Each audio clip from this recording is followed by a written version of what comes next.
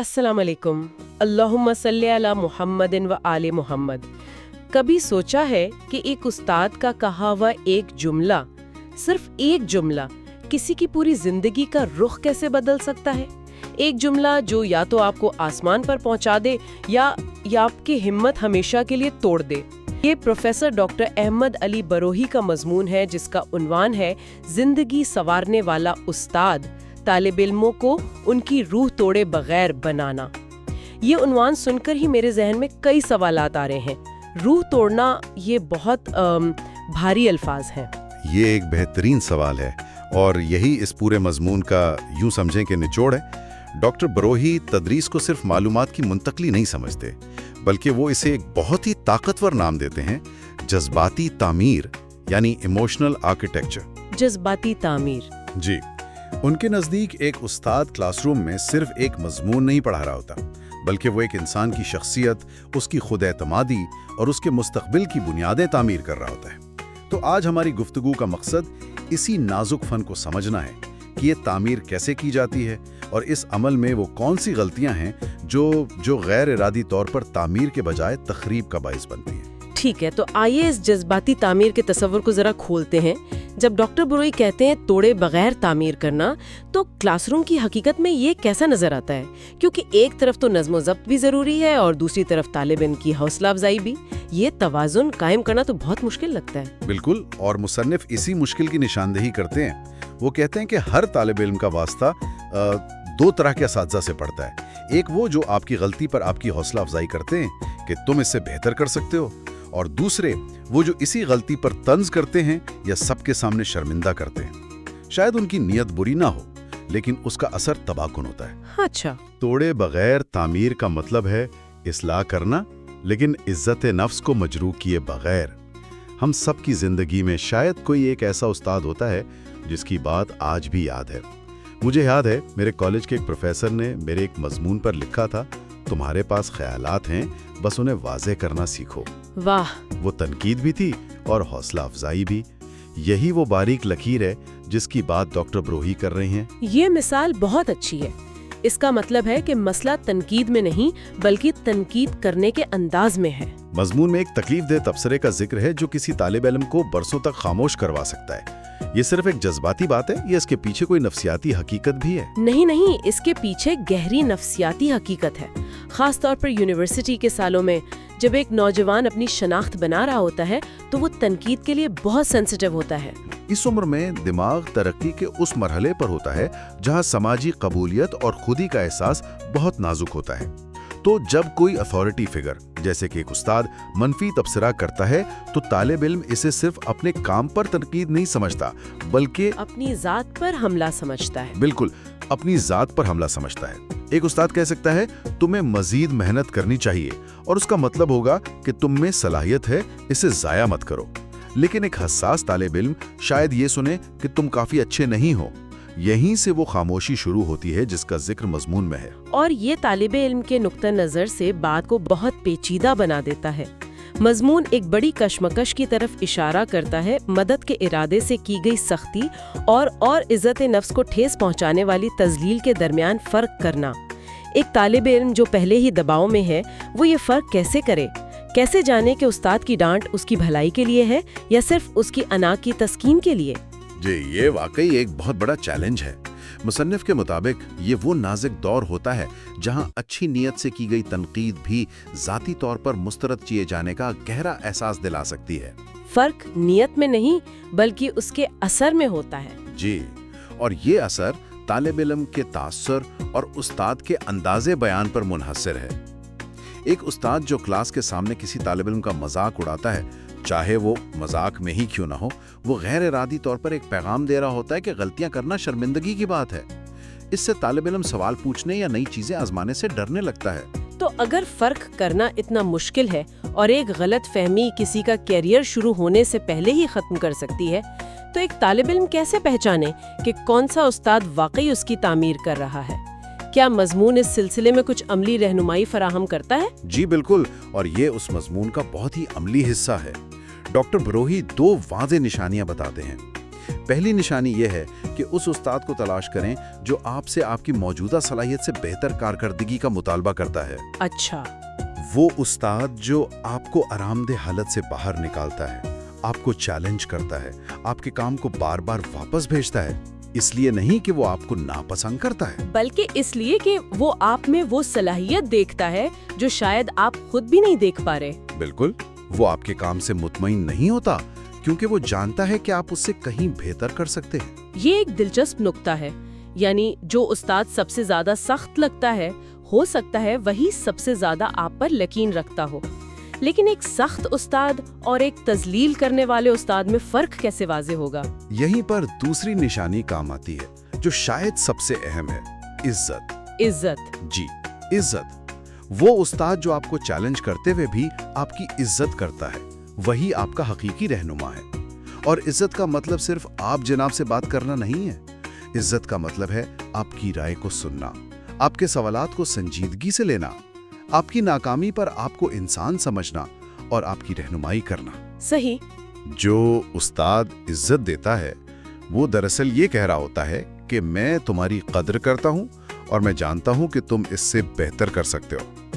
اس کے برعکس جو استاد تذلیل کرتا ہے اس کا پیغام ہوتا ہے تم بیکار ہو۔ یہ فرق، یہ بہت واضح ہے۔ عزت دو طرفہ ہوتی ہے کا خیال بہت مثالی ہے۔ مضمون کہتا ہے کہ ایک باعزت طالب علم استاد کی بہترین توانائی کو اپنی طرف کھینچتا ہے اور ایک باعزت استاد طالب علم کی بہترین کوششوں کو ابھارتا ہے۔ لیکن کیا یہ ہمیشہ اتنا سادہ ہوتا ہے؟ کبھی کبھی ایک طالب علم شاید عزت دینا نہیں جانتا یا ایک استاد بہت زیادہ دباؤ میں ہوتا ہے۔ کیا مضمون اس بات پر روشنی ڈالتا ہے کہ جب یہ مثبت چکر ٹوٹ جائے تو اسے کیسے ٹھیک کیا جائے؟ یہ ایک بہت اہم عملی سوال ہے۔ مضمون براہ راست اس ٹوٹے ہوئے چکر کا حل تو نہیں بتاتا، لیکن اس کا پورا زور ذمہ داری کی تقسیم پر ہے۔ حل دونوں طرف کے لیے ہے۔ اساتذہ کے لیے واضح نصیحت ہے کہ وہ اپنی طاقت کو پہچانے۔ ان کا مقصد طالب علم میں ذمہ داری کا احساس جگانا ہونا چاہیے، خوف یا خود سے نفرت پیدا کرنا نہیں۔ جب کوئی استاد کسی طالب علم کی غلطی پر اسے سب کے سامنے شرمندہ کرتا ہے تو وہ اصلاح نہیں کر رہا، وہ اس کی روح کو کچل رہا ہے۔ اس کے برعکس اگر وہی استاد طالب علم کو الگ سے بلا کر سمجھائے کہ غلطی کہاں ہوئی اور اسے کیسے بہتر کیا جا سکتا ہے تو یہ تعمیری عمل ہے۔ یہ اس چکر کو ٹوٹنے سے بچانے کا ایک طریقہ ہے۔ تو اس کا مطلب ہے کہ زیادہ ذمہ داری استاد پر ہے، لیکن کیا یہ ساری ذمہ داری استاد پر ڈالنا حقیقت پسندانہ ہے؟ خاص طور پر ہمارے نظام میں جہاں ایک استاد کے پاس سینکڑوں طالب علم ہوتے ہیں، کلاسیں بھری ہوتی ہیں اور ان پر نتائج دینے کا دباؤ ہوتا ہے۔ آپ کا نقطہ بالکل درست ہے۔ مضمون ان ادارہ جاتی دباؤ پر تفصیل سے بات نہیں کرتا، لیکن اس کا فلسفہ وہ انفرادی سطح پر تبدیلی لانے کا ہے۔ ڈاکٹر بروہی کا زور اس بات پر ہے کہ ان تمام مشکلات کے باوجود استاد کا انتخاب، یعنی حوصلہ افزائی یا حوصلہ شکنی کا انتخاب اس کے اپنے ہاتھ میں ہے۔ اور طالب علموں کے لیے؟ اور طالب علموں کے لیے بھی ایک بہت ہی عملی مشورہ ہے۔ رہنمائی تلاش کریں۔ فعال طور پر اس استاد کو ڈھونڈیں جو آپ پر یقین رکھتا ہے، جو آپ کو چیلنج بھی کرتا ہے اور عزت بھی دیتا ہے۔ مضمون میں بہت خوبصورتی سے کہا گیا ہے کہ ایسے استاد کی چند گھنٹوں کی رہنمائی سینکڑوں کتابوں سے زیادہ قیمتی ثابت ہو سکتی ہے۔ یہ سننے میں بہت اچھا لگتا ہے، لیکن عملی طور پر یہ کتنا مشکل ہے، خاص طور پر ایک بڑے ادارے میں؟ کیا یہ حقیقت پسندانہ ہے کہ ہر طالب علم کو ایسا رہنما مل جائے، یا یہ صرف چند خوش قسمت طالب علموں کے حصے میں آتا ہے؟ مشکل ضرور ہے، لیکن ناممکن نہیں۔ اس کے لیے طالب علم کی طرف سے پہل قدمی کی ضرورت ہے۔ اس کا مطلب ہے استاد کے دفتر کے اوقات کار میں ان سے ملنا، سوالات پوچھنا، اپنے کام پر رائے مانگنا۔ جب ایک طالب علم سیکھنے کی حقیقی خواہش ظاہر کرتا ہے تو اچھے استاد اس کا جواب ضرور دیتے ہیں۔ یہ ایک شراکت داری ہے۔ جب طالب علم سیکھنے کی نیت سے عزت دیتا ہے تو استاد بھی اپنی بہترین صلاحیتوں کے ساتھ سکھانے پر آمادہ ہوتا ہے۔ یہ تعلق خود بخود نہیں بنتا، اسے بنانا پڑتا ہے۔ تو اب ہم اس مضمون کے سب سے طاقتور حصے کی طرف آتے ہیں۔ ڈاکٹر بروہی نے تدریس کے لیے جذباتی تعمیر کی اصطلاح استعمال کی ہے۔ یہ صرف ایک اچھا جملہ نہیں ہے، اس کے پیچھے ایک پورا فلسفہ ہے۔ ہم اکثر تعلیم کو صرف علم یا مہارت حاصل کرنے کا ذریعہ سمجھتے ہیں، لیکن یہ اصطلاح تو اسے ایک بالکل مختلف سطح پر لے جاتی ہے۔ یہ واقعی ایک انقلابی سوچ ہے۔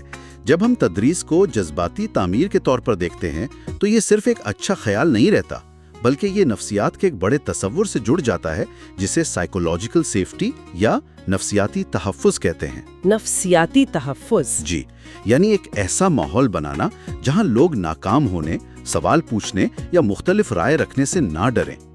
گوگل جیسی بڑی کمپنیاں اپنی ٹیموں کی کامیابی کے لیے اسی اصول کو سب سے اہم سمجھتی ہیں۔ ڈاکٹر بروہی اسی اصول کو کلاس روم میں لاگو کر رہے ہیں۔ ایک کلاس روم جہاں نفسیاتی تحفظ ہو، وہاں طالب علم اپنی پوری تخلیقی صلاحیت کے ساتھ سیکھتا ہے، لیکن جہاں یہ تحفظ نہ ہو، وہاں وہ صرف امتحان پاس کرنے کے لیے رٹا لگاتا ہے۔ اور جب یہ جذباتی تعمیر ناکام ہوتی ہے تو اس کے نتائج کیا ہوتے ہیں؟ مضمون میں اس حوالے سے ایک بہت ہی تشویشناک تصور پیش کیا گیا ہے جو مجھے لگتا ہے کہ ہر استاد اور والدین کو سننا چاہیے۔ جی، مصنف حوصلہ شکنی سے پیدا ہونے والے خاموش ڈراپ آؤٹ کا تصور پیش کرتے ہیں۔ خاموش ڈراپ آؤٹ؟ جی، یہ بہت اہم نکتہ ہے۔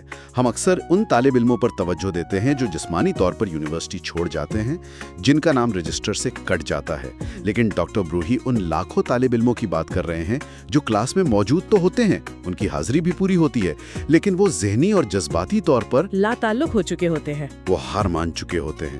وہ صرف ڈگری کے لیے وہاں بیٹھے ہوتے ہیں، سیکھنے کے جذبے کے ساتھ نہیں۔ یہ ایک بہت ہی سنگین بات ہے۔ اس کا مطلب ہے کہ ہم شاید بہت سی صلاحیتوں کو صرف اس لیے کھو دیتے ہیں کہ انہیں صحیح طریقے سے پرواہ نہیں چڑھایا گیا، اور یہ صرف یونیورسٹی کی سطح پر نہیں ہوتا ہوگا۔ مجھے لگتا ہے یہ عمل تو بہت پہلے شروع ہو جاتا ہے۔ بالکل، اور یہ خاموش ڈراپ آؤٹ معاشرے کا سب سے بڑا نقصان ہے، کیونکہ یہ نظر نہیں آتا۔ کچھ تحقیق بتاتی ہے کہ مڈل سکول میں ہی بچے ریاضی یا سائنس جیسے مضامین سے ذہنی طور پر ڈراپ آؤٹ ہو جاتے ہیں، صرف اس لیے کہ کسی استاد نے انہیں کہہ دیا تھا کہ تم اس میں اچھے نہیں ہو، یا ان کا مذاق اڑایا تھا۔ جی، وہ بچہ شاید اسکول مکمل کر لے، ڈگری بھی حاصل کر لے، لیکن وہ کبھی بھی اس مضمون میں اپنی پوری صلاحیت تک نہیں پہنچ پاتا، کیونکہ اس کے اندر کا یقین وہ ٹوٹ چکا ہوتا ہے۔ یہی جذباتی تعمیر میں ناکامی کا سب سے بڑا خطرہ ہے۔ ایک طالب علم جو شاید ایک بہترین سائنسدان، آرٹسٹ یا لیڈر بن سکتا تھا، کسی ایک منفی تبصرے کی وجہ سے ہمیشہ کے لیے خاموش ہو گیا۔ تو ان سب باتوں کا کیا مطلب نکلتا ہے؟ اس گہری گفتگو کے بعد ہم کیا نتیجہ اخذ کر سکتے ہیں؟ یہ مضمون صرف ایک تعلیمی مسئلے پر بات نہیں کر رہا، یہ تو انسانی صلاحیت کے ضیاع پر ایک تبصرہ ہے۔ بالکل، مضمون کے آخری الفاظ بہت گہرے ہیں۔